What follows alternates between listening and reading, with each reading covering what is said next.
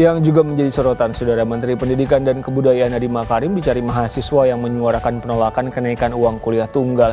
Informasi. Hari ini kita akan membahas beberapa kebijakan dan inisiatif dari Kemendikbud untuk meringankan beban dari berbagai macam pihak, sekolah maupun mahasiswa. Jadi Nadiem itu dia mesti bongkar itu dulu, dan itu betul-betul vested interest yang juga berbasis pada kepentingan politik. Karena bisa sih kepala dinas di satu daerah dia taruh di situ kepala bagiannya yang adalah pendukung dia, atau si gubernur pasang itu supaya masuk upeti kan. Jadi bagian ini, bagian manajemen pendidikan yang korup ini itu juga perlu energi luar biasa, karena bongkar itu yang udah tertanam puluhan tahun itu berat banget, dan mungkin Nadiem akan gagal di situ.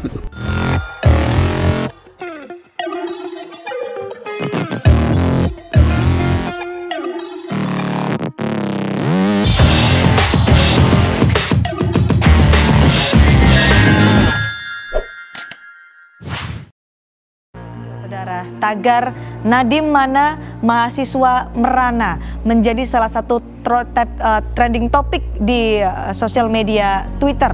Warganet mempertanyakan tidak adanya pemangkasan uang kuliah tunggal di masa pandemi corona. Kita akan melihat bagaimana seruan warganet dengan tagar Nadiem mana mahasiswa merana. Komentar dari sejumlah akun di Twitter misalnya adalah pemilik akun @hardiakito yang menyatakan bahwa melihat kondisi hari ini, bebas UKT untuk semester ini adalah keharusan. Tentu ini akan jauh lebih baik jika diteruskan, bahkan setelah pandemi tuntas diatasi. Kamu tahu, pendidikan gratis dengan tagar Nadiem mana mahasiswa merana. Semoga ada kabar baik pada bulan-bulan ke depan ini. Kami hanya minta UKT semester ini digratiskan atau dipotong. Kasihan ada beberapa orang tua kami yang di PHK dan beberapa penghasilannya berkurang semenjak ada COVID-19. Semoga dikabulkan. Dengan tagar yang sama yang menjadi trending topik di sosial media Twitter. Akun @agungsetio25 menulis atau mencuit di akun Twitternya, yang terhormat kepada Bapak Menteri dan jajarannya, di mana kalian saat mahasiswa membutuhkan kalian? Mahasiswa ingin audiensi dengan rektor malah dikira provokasi. Jujurlah, kuliah daring atau kuliah online sangatlah sulit dipahami dan dimengerti. Teman-teman media dan member daripada webinar ini, partisipan, Assalamualaikum warahmatullahi wabarakatuh. Hari ini kita akan membahas beberapa kebijakan dan inisiatif dari Kemendikbud untuk meringankan beban dari berbagai macam pihak, sekolah maupun mahasiswa yang sedang mengalami krisis ekonomi di masa pandemi ini. Saya ada sedikit paparan, izinkan saya memaparkan beberapa inisiatif untuk hari ini. Oke. Berikutnya, hari ini kita akan bahas 3 topik. Satu adalah kebijakan untuk penyesuaian UKT, yaitu yang akan diatur dalam Permendikbud nomor 25 2020. Yang kedua adalah dana bantuan, dan ini dana alokasi baru untuk UKT mahasiswa di tahun 2020 yang terutama diutamakan untuk perguruan tinggi swasta.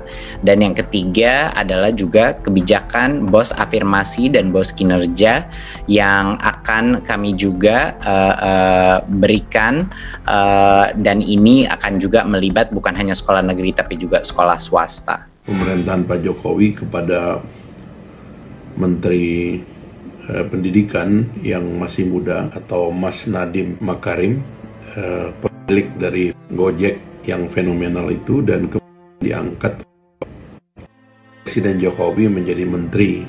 Kita ini memiliki 17.000 pulau, 514 kabupaten kota yang tersebar. Jadi sekolah yang ada baik dari TK, SD, SMP, SMA dan universitas tersebar di pulau-pulau dan di kabupaten kota yang ada. Ada kurang lebih 300-an ribu sekolah, kurang lebih. dengan kurang lebih 50-an juta pelajar-pelajar kita. Bayangkan, mengelola sekolah, mengelola pelajar, memanajemeni guru yang sebanyak itu, dan dituntut oleh sebuah standar yang sama. Nah, kita diberi peluang setelah ada yang namanya teknologi, yang namanya aplikasi sistem, yang bisa mempermudah dan bisa membuat lompatan, membuat loncatan, sehingga hal yang dulu dirasa tidak mungkin, sekarang menjadi mungkin. Oleh sebab itu, kenapa dipilih Mas Nadiem Makarim. Menteri Pendidikan dan Kebudayaan Nadiem Makarim menjawab rencananya menghapus ujian nasional di sekolah. Nadiem menyatakan pendidikan karakter serta kemampuan siswa tak bisa dinilai hanya dari soal berupa pilihan ganda. Muncul salah satu solusi gebrakan awal itu adalah Merdeka Belajar, hashtagnya Merdeka Belajar.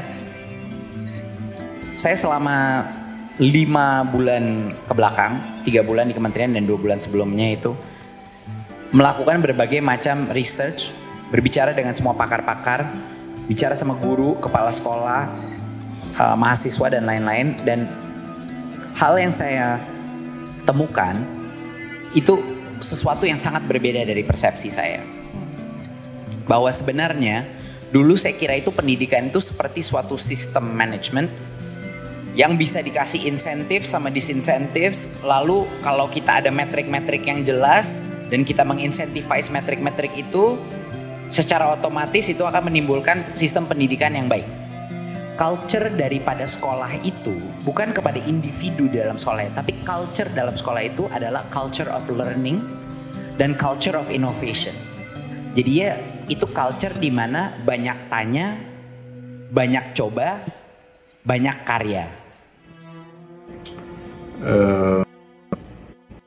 Waktu dia dilantik menteri, tiba-tiba dia melakukan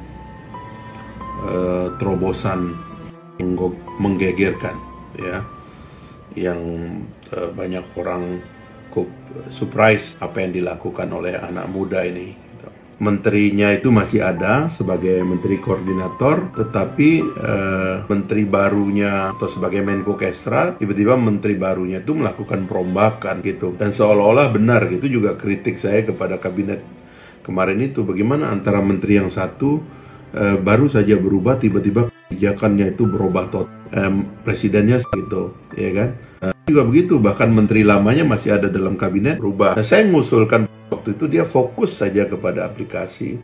Ada hal yang kami oleh orang Pak Nadiem yang berasal dari bahwa problem yang paling mendasar itu soal ketimpangan, dan itulah yang sekarang ini dengan adanya COVID ini semua terungkap gitu, karena kelihatan Pak Menteri keadaan dari masyarakat kita secara umum. Itulah sebabnya terminologi yang sering terdengar dari kalimat beliau, inovasi, efisiensi, kompetisi, teknologi sebenarnya itu adalah terminologi-terminologi di dalam bisnis atau dunia ekonomi. Ketika COVID datang, kemudian kementerian ini diuji, dan itulah yang menyebabkan nampak sekali kebijakan-kebijakannya itu sebenarnya membingungkan di tingkat bawah. Misalnya pendidikan atau pembelajaran jarak jauh nampak buntu menghadapi kenyataan bahwa masyarakat kita ini susah, ya kan? Yang dia bayangkan mungkin oleh imajinasi Pak Menteri bahwa ketika anak-anak itu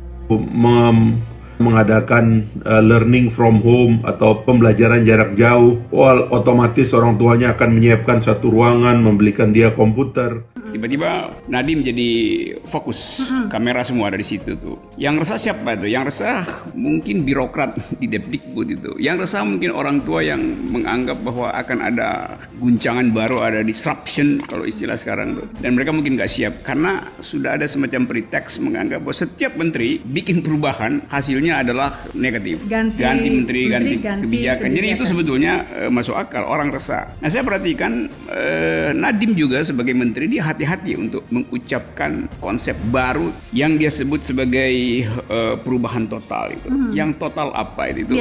Soalnya itu. Dan kita sebetulnya gugup untuk menentukan apa yang bisa jadi acuan kalau kita mau membentuk bangsa. Culture kah, rasionalitas kah, kecerdasan emosional kah? Ki Hajar Dewantoro mengajarkan wisdom bahwa pendidikan itu artinya memanusiakan manusia dengan cara menuntun, memanusiakan manusia dengan cara menggerakkan dari tengah, memanusiakan manusia dengan cara mendorong dari belakang.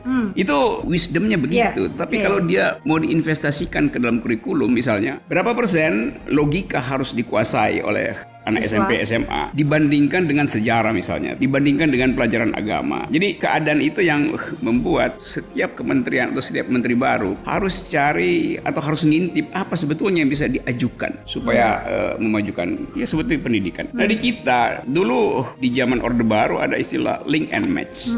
Jadi pendidikan diorientasikan untuk menghasilkan tukang sebetulnya. Sekarang orang bertanya-tanya ketukangan itu apa fungsinya di dalam rangka pembentukan bangsa itu. Orang secara teknis terlatih tapi secara etis buruk, sehingga kalau jadi pejabat ya dia punya keahlian, itu keahlian korupsi misalnya. Kalau begitu value mesti ditanam, pelajaran etik ditanam, karena melihat bahwa output dari pendidikan menghasilkan masyarakat koruptif. Di beberapa negara bagian di Amerika, di bagian barat terutama itu, kalau seorang mahasiswa mendaftar di universitas, rektornya akan minta mahasiswa itu menuliskan sendiri kurikulumnya. Dia mungkin cuma perlu 4 mata kuliah, yang lain dia bisa ikuti di podcast dosennya masing-masing. Dan ada prediksi dari researcher di Harvard University bahwa 15 tahun ke depan separuh dari universitas ternama itu yang disebut Ivy League itu akan tutup karena nggak efisien lagi itu, mahal biaya kuliah, dan gedung-gedung itu nggak diperlukan karena orang bisa belajar dari station cafes sebetulnya tuh. Jadi memang di luar sana ada perubahan yang drastis karena efisiensi teknologi. Sekarang kalau kita lakukan itu di sini misalnya, ada problem bahwa internet buruk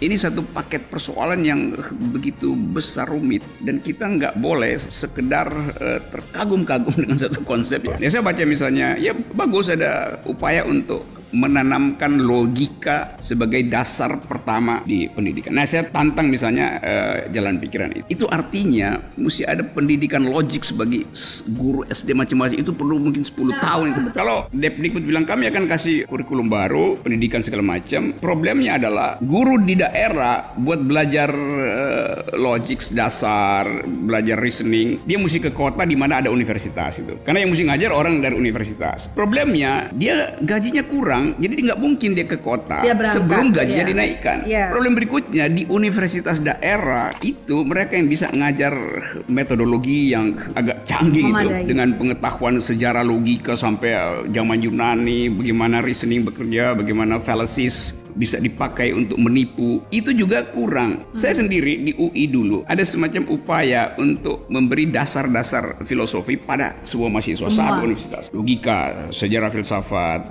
critical thinking segala macam itu. Itu mungkin cuma 1 semester dicoba karena nggak ada gurunya, nggak ada dosennya, apalagi di daerah itu. Kerumitan itu ada di situ. Nah karena itu perlu semacam bukan komite tapi jalan pikiran yang utuh untuk menghasilkan disruption di dalam retorika tentang perubahan arah pendidikan kan. Dan itu benar-benar harus dari yang elementer. Nggak bisa sekedar mengatakan kita perlu anggaran lebih. Saya kasih contoh, Mesir dulu itu APBN-nya 50% dipakai untuk pendidikan, diinvestasikan untuk pendidikan. Hasilnya tidak bertumbuh. Artinya ada satu infrastruktur kebudayaan yang memang tidak mungkin sekedar dirayakan menarik pendidikan lalu diinvestasikan di situ kan. Value tertentu memang membatalkan pendidikan walaupun uangnya digelontorkan ke situ. Nah kita bisa periksa apa itu feodalisme misalnya, apa itu ya sopan santun palsu misalnya, sehingga orang menganggap bahwa lebih baik sopan daripada benar gitu. Saya terangkan langsung pada kasus Departemen Kementerian Pendidikan misalnya. Itu bertahun-tahun ada semacam oligarki yang kuasai jaringan hotel di daerah tuh. Jadi guru seminar nasional atau lokal tuh harus di situ tuh karena ada keuntungan bagi birokrat lokal.